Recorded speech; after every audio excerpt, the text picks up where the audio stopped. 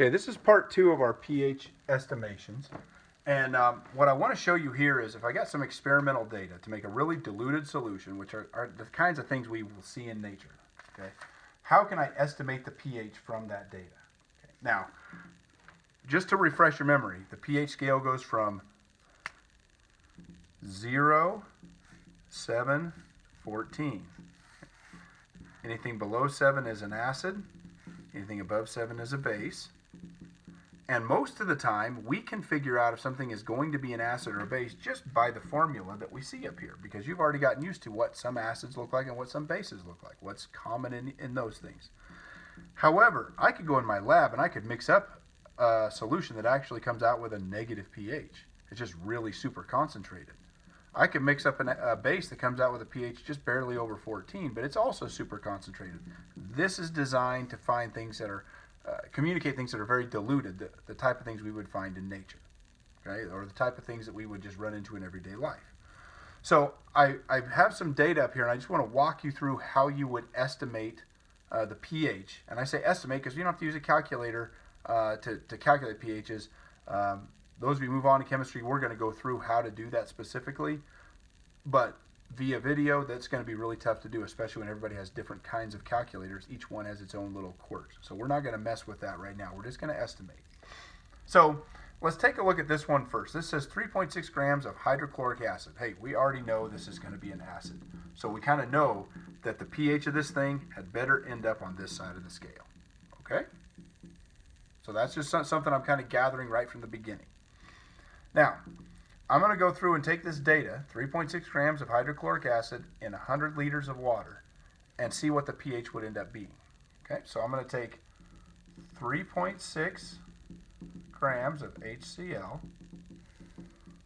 okay, and I need to turn that into moles, because essentially I'm trying to find a molarity.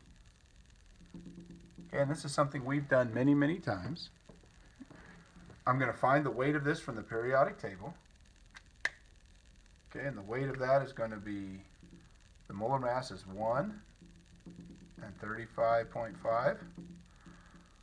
So we're going to call this 36.5. That is the grams per mole of hydrochloric acid. Okay, and if I do that, I'm going to do a little bit of rounding here just so that we have some nice numbers to work with. This is going to come out to be about 0.1 moles. Okay? So we have 0.1 moles of hydrochloric acid. However, I need to get a molarity, so I have to deal with the volume. So the molarity is going to be the moles divided by the liters, moles per liter of solution.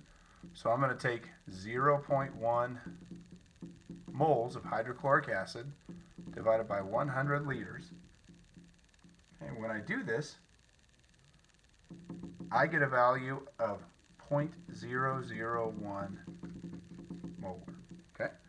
Now, this is telling me the amount of hydrogen ions that have broken apart and are floating around in the solution. And it's a really small number. So I want you to remember what we did in the previous video. We took this decimal and we moved it 1, 2, 3 spots over to put it in scientific notation. That's 1 times 10 to the minus third. So there's my molarity of hydrogen. That's the molarity of the acid. And we know that that exponent is going to tell us what the pH would be. The pH in this case would be a value of 3, okay, which happens to end up on the acid side just like we thought it should. Okay, so I went through and I calculated molarity, and I'm going to do some rounding here because I'm not going to try to calculate specifically. I'm just trying to estimate what the pH is. Now, let's take a look at this other example because they're fundamentally different. Okay, how did I know this was the hydrogen molarity?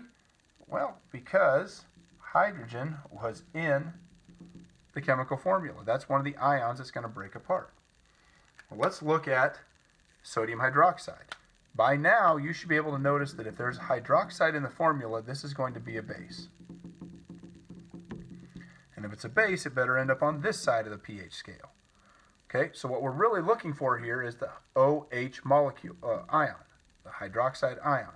Let's do some of the same calculations. I'm going to take 0.04 grams of NaOH, and I've got to turn that into moles. and it weighs 40 grams on the periodic table. Okay, now when I divide those, 0.04 divided by 40, it's going to give me a value of 0.001 moles. Okay. Now that's just the solute that goes in.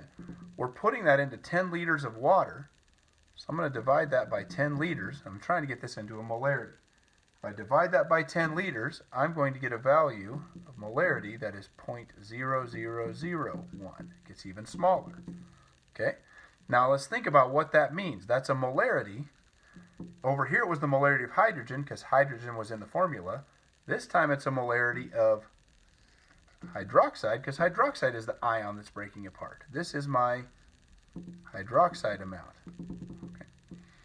And if I've got the hydroxide amount, I'm going to turn that into scientific notation. 1, 2, 3, 4.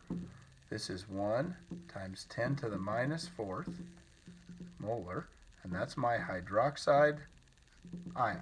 Okay, that's how many of those OHs are floating around. However, if I know the OH value, when I do this little compressed logarithmic scale and I make this transformation, it's not going to tell me the pH, it's going to tell me the pOH. The pOH of this is going to be 4. Okay? So I got the pOH of 4. This is the pH scale, not the pOH scale. So we have to use a previous formula. pH plus pOH equals 14 in any solution. Okay? So I know that the pOH is 4. That means this must be 10 in order to equal 14. So my pH is actually 10. That puts it on the basic side, which is what I knew from the beginning. It's real easy to get these mixed up. Okay? I know that going in. This is something that takes a lot of effort even when we can be in class together to do it. So the first thing I want you to really pay attention to is there an OH in the formula? And if there is, my pH better end up on the basic side. If there's an H in the formula, it's going to be an acid. My pH better end up on the acid side. Okay? Really look at that before you start and make sure that the calculations you're doing and the estimations are telling the same story.